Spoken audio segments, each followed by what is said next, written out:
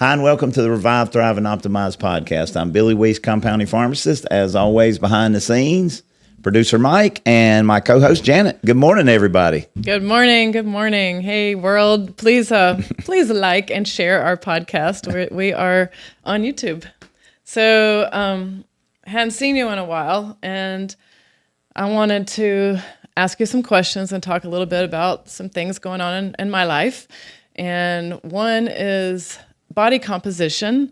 So in addition to, teaching yoga and Pilates, I'm starting to teach a lot more weight training and strength training and things like that, getting back into what I used to do all the time. And so people are getting really interested in what is my body composition, how much fat, how much visceral fat, and how much lean muscle mass. Also, a lot of people are taking peptides, especially GLP-1s, and nobody is checking whether or not they're losing muscle or fat. So you have an in-body body composition machine, and we have one at home also. Yep. So I'm able, and you're able to just see on paper, this is what it looks like. If you guys can see, this is an in-body score, and it is so good if you guys don't know, to see what you're made out of. And the piece of paper doesn't lie. And you can see how much muscle mass you have. You can see how much water. You can see how much fat and how much visceral fat. So tell us why that's important. Yeah, Janet, I think that the in-body is an invaluable thing to have. Or a DEXA scan. Some type of scan that is accurate to get your body composition. You said the right word, body composition. And why that's so important is this, and you've heard me say this, I know hundreds of times, but I'm going to say it again, and everybody needs to hear it. Muscle is our bank account for aging.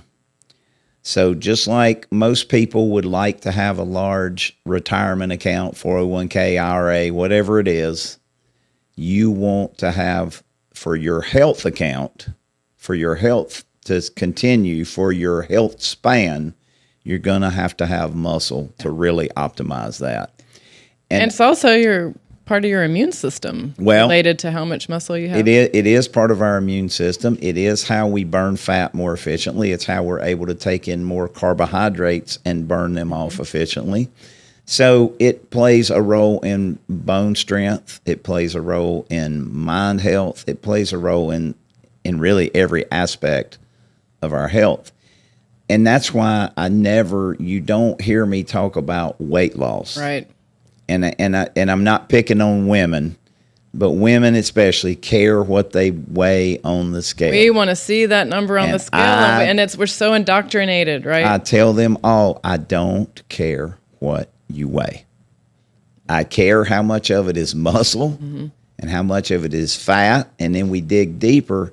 How much is visceral fat? Because that's the fat that'll kill us the quickest, right? So visceral fat is fat that we don't necessarily see when we look.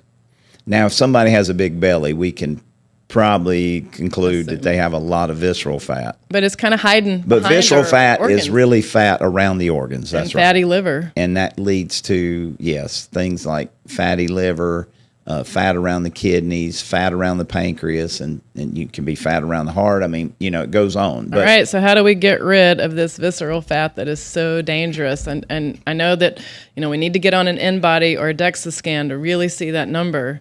So where should we be and what causes it? Well, let's start, Janet, with the fact that weight, total pounds, can be very deceiving. And so when we're talking about this, I want to make sure that I'm clear. Muscle is more dense than fat. So a muscular person may weigh more, probably will weigh more on the scale, but they will look much more fit. Right. They will, if your goal is, quote, and I hate this term, skinny, you will look more trim. We need to get rid of that word. It should be lean, not It should skinny. be lean, correct, trim. Because, and I'll give you a great example, is my wife, Beth. Yeah. She's weighs more than she's ever weighed, but her body fat percentage is lower than it's ever been. And she can wear smaller pants and smaller dresses. So it's not about how many pounds she weighs. It's about how much of it is muscle and how much is fat. So I just want to make clear that we get to that distinction. And before I answer the question about visceral fat, we've talked about this on other podcasts, but the biggest issue with the GLP-1s is about 50% or more of that weight that they're losing is actually muscle in the studies. Why is nobody checking this? And well, because Janet, is too easy. They say, hey, you lost weight. We're a success. We prescribe this for you. Look at how good we are at what we do. And people are getting fatter. And it actually sicker. makes them sicker and fatter over time. Or they have to stay on a higher and higher dose of the drug indefinitely, which is where we start to see some of the side effects. So, and I see it all the time, especially in men with big bellies. And then they're on a GLP-1. They're not tracking their body composition. And they're like, hey, I've lost so much weight. Well, their belly is still there, but suddenly their arms and legs are skinny and they have no butt. Well, I have seen people, that just, they look really frail. Mm-hmm. But they're happy because they've lost, quote, weight. And I get it. And I'm not being critical of that. But it's just a lack of education. Nobody's ever said, hey, how much of it was muscle and how much of it was fat. So to help the body burn the visceral fat is the same way that we burn the fat that we can see. And that is, number one, to control the insulin. Right. So to knowing your fasting insulin. We've talked about it, I don't know how many times, that the most important test anybody can have, I think, is their fasting insulin. Because insulin is a hormone that is critical for us to live, period.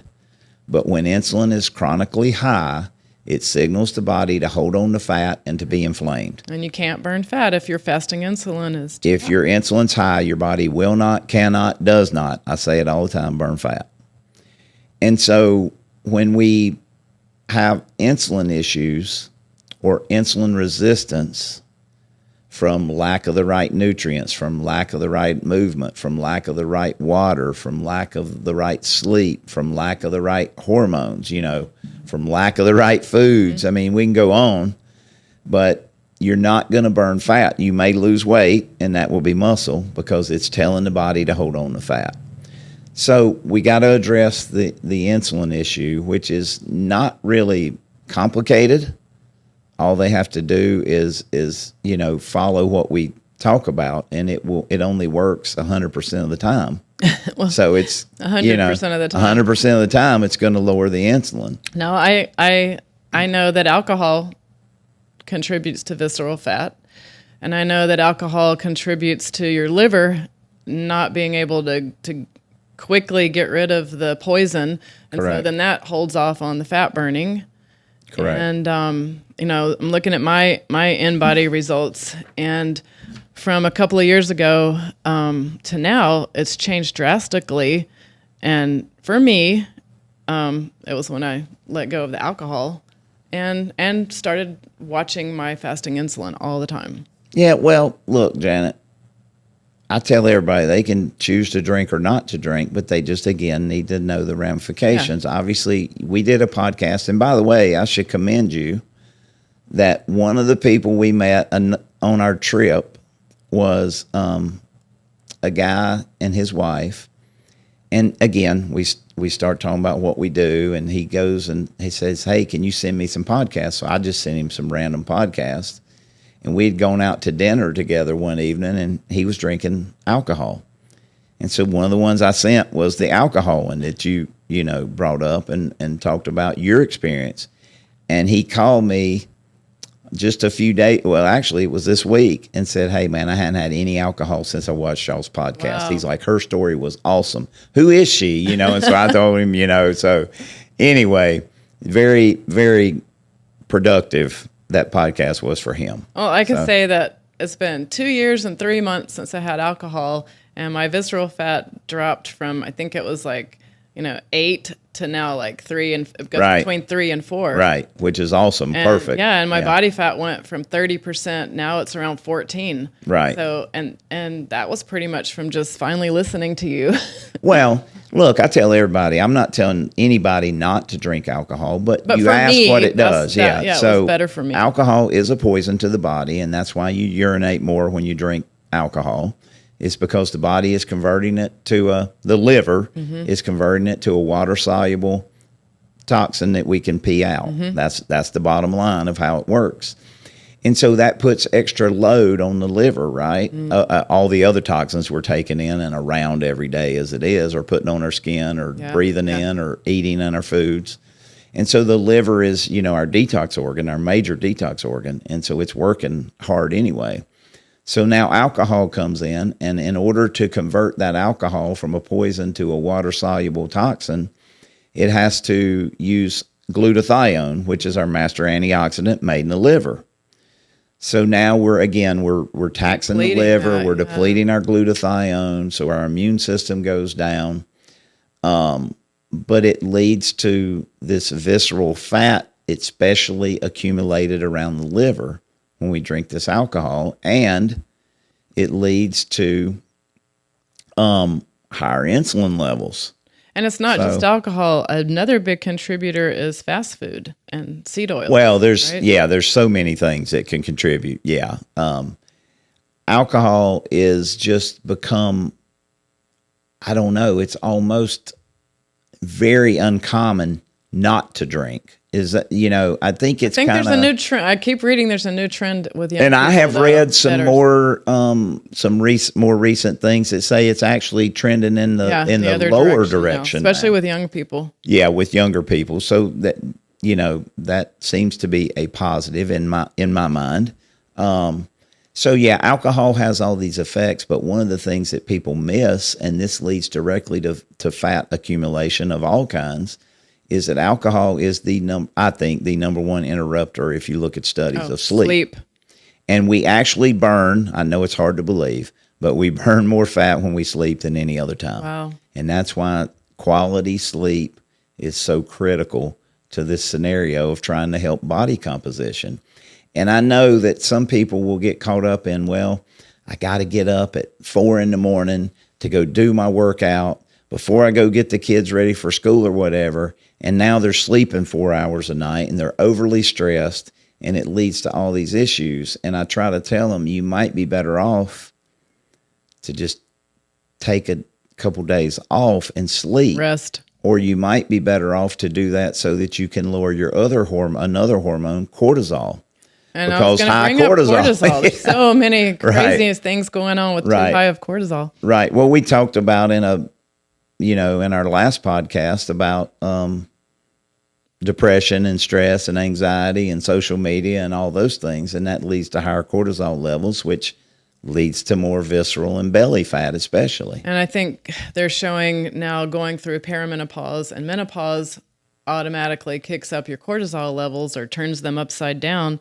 And now they're finding that women with lots of joint pain, especially hip pain, wrist pain, that knee pain is caused by the cortisol, which can start to eat your tendons and cause tendonitis and different things like that. So it is just a crazy soup. It is, and that's why we emphasize over and over and over balancing the hormones.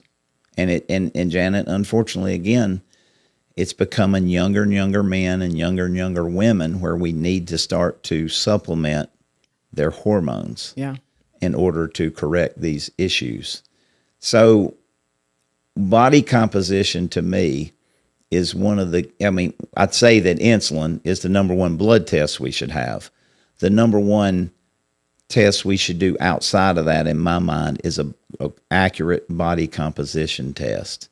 So an InBody, a DEXA scan, a bod pod, the gold standard is the underwater the submersion in water. That's a little bit inconvenient, hard to find, expensive. So an InBody or a bod pod to me are the best ways, and they're non-invasive, they're easy, they don't take long. Especially the InBody's not that expensive. An InBody, You can find in bodies that don't show visceral fat, so it's good to find one that Right. does show your visceral fat. Yeah, there are Brings that different down. models. I think that you should do your level best to find one that does give you your visceral Right. fat. Because I tell everybody, I think it's the most important Right. number on the test. Right. But maybe we should talk about what those numbers should look like for people. So Okay. we want for women, our goal To be optimal, right? to be optimal is between 18 and 28% body body fat. fat. For all ages, for Really, Janet, I don't think it matters. good. 18 to 28 percent body fat. For men, we want to be between 10 and 20% body fat. Now, there's going to be outliers in that. There's certainly men who are less than 10% body fat. My There's husband. certainly women. Yeah, your husband's a great example. Him and my son Garrett, my oldest son Garrett, are always competing to see who can get the Yep. lowest, right? And that's pretty bad when one's in their 30s and one's in their 60s. Yes, yes. But it's good that Don thinks that way and is able to be right there competing with Garrett. The other thing that is, you talk about women. Well, you have some women who are going to be lower than 18% body fat. I mean, it's just Beth is one of those. You're one of those. I mean, they're going to be lower, and part of that is not that they have that much less fat, but that they carry more muscle because of the type of workouts they do, the right foods, the right protein, the right supplements. It's shocking. I had about 8 women do an in-body over the past couple of weeks, and where they were the most shocked is how much fat that they had compared to muscle. And then the other thing was most of them were dehydrated. Yeah, well, that's very common today. I think 70% of Americans are chronically dehydrated in the studies. Yeah. That's why we talk about the right water, So And you can see that in your in-body. You can see it does how much show that in the water, in-body. yeah. So when we think about this, and I think about it, especially women, and we see all the osteopenia and osteoporosis, and it's heartbreaking because it doesn't have to be that way. And one of those things that happens is they don't do any weight resistance exercise, or I shouldn't say they don't do any. They don't do an adequate amount of weight resistance exercises to build muscle, which is why I'm glad to hear outside of your yoga and Pilates, now you're starting to incorporate more weight training for these women because that's extremely important. I think it's the number one thing they should do. Yeah, me too. is And weight training. we do a lot of using our body weight. Yes. But now Well, that's weight training. But now Yeah. I'm back to doing a lot more using weights and strength Yeah. training and things like that. And it's funny too because I've got friends that exercise all the time, and exercise to them is walking. Well, I walked 6 miles every day. And I'm trying to get them to lift weights. And there's a meme out there that says, if you live in a neighborhood where you see all these women walking with weighted vests, then your property value will probably go up. And if they're not there in your neighborhood yet, they're coming, right? Yeah. And so you see everybody with their weighted vests. What do you think about that? Oh, I think walking with a weighted vest, working out with a weighted Yeah. vest, I wouldn't do it all the time, but certainly Helps. occasionally. Yeah. I mean, I know that Beth and her friend Virginia that work out together a Yeah. lot. They'll wear They'll wear weighted it. vests and do pull-ups. Yep. They'll wear a weighted vest and run. They'll Adds wear a more weighted vest and resistance. walk. So, yeah, I mean, no question. I wouldn't make it every single day. Well, but so but if you're certainly. walking, get your weighted vest and your property Yeah. value will go up. Yeah, there you go. Well, I didn't know it made my property value go up, but great. One of the things that I find almost, I guess I just think differently, but humorous was I heard a little clip. Somebody was playing. They wanted me to hear it, so they sent it to me. So I listened to it.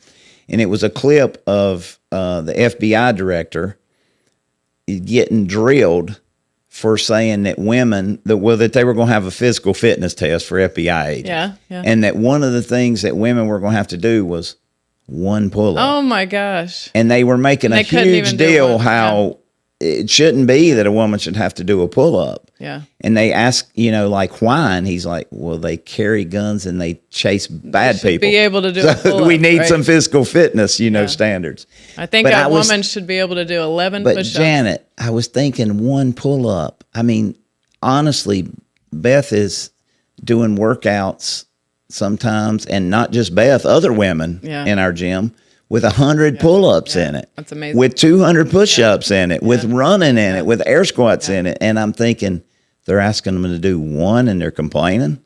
So it's just, it just, I think, put a light on how uncommon it is for a woman to actually be able to do a pull-up. And I think a lot of this has to do with protein. Women and men not getting enough quality protein. So, speak to how do we keep this muscle mass, or how do we make new muscle? So it's very important. We need to be making new muscle. How do we do that? How much protein? Well, the average woman is going to need 100 to 120 grams of animal protein daily in order to optimize their muscle. And what if it's not animal protein? What's happening? Well, or not happening? There's huge debates on this, but when you look at the amino acid content of the proteins, the animal protein, specifically whey protein or protein from meat and cows, is the protein that has the maximum muscle building effects. When we look at these other pea protein and plant-based soy-based proteins, we don't get the same stimulus for muscle maintenance and muscle building. So, I understand some people don't want to use those products, but there's a difference, and it's not going to, I don't know that without really trying to push the limits of that protein content that you're going to get the same benefit, because look, we have to hit the leucine threshold. Okay. We have to hit a leucine threshold. That's one of the amino acids. Most experts will say twice a day in order to really maintain and maximize muscle.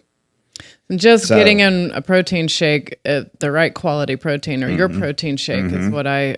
Yeah, I mean, that's one easy way to most women will not and cannot eat 110 to 120 grams of protein without a protein shake. They can't. And so the protein shake is an easy way to get anywhere from 30 to 60 grams very easily without it being real filling.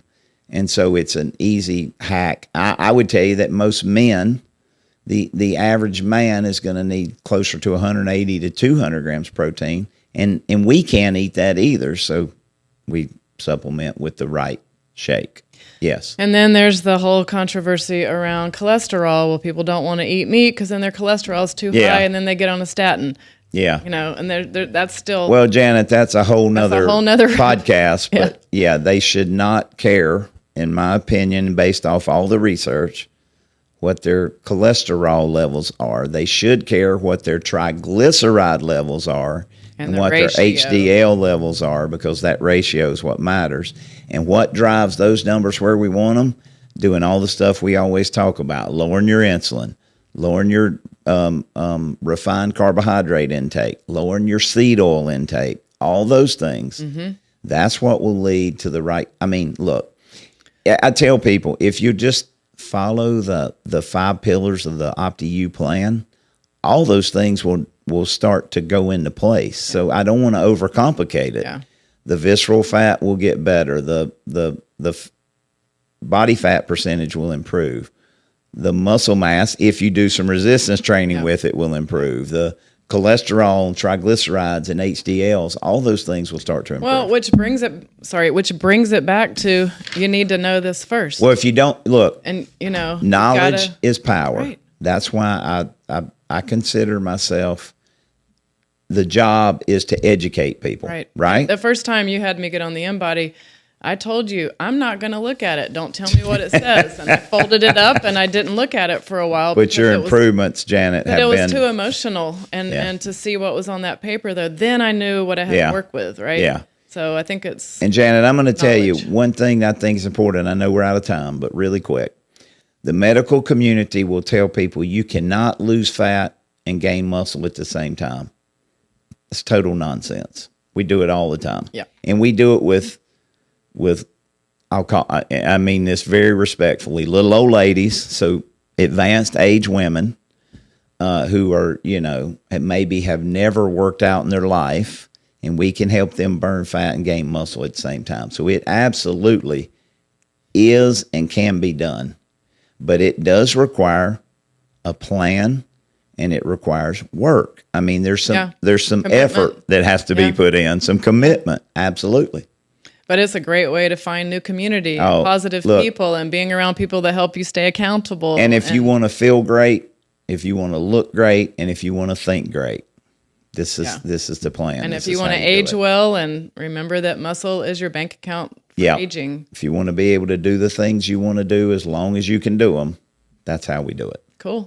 All right. Thanks. See you next week. Bye.